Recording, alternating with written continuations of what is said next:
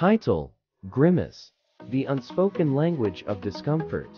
Meaning: today, we're discussing the word grimace. A grimace is a facial expression that conveys discomfort, pain, or displeasure, often characterized by the tightening or distortion of facial muscles.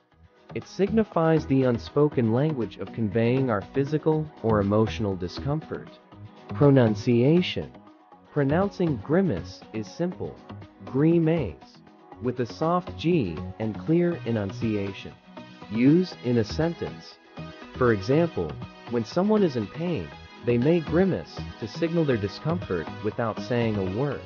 Importance: grimaces are a non-verbal form of communication that allows us to express our feelings and sensations, even when words may be insufficient.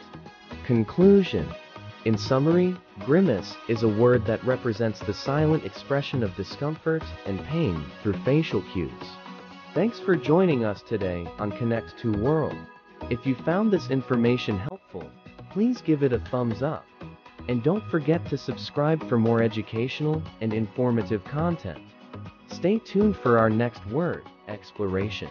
Until then, appreciate the power of grimaces in understanding and connecting with others in challenging moments.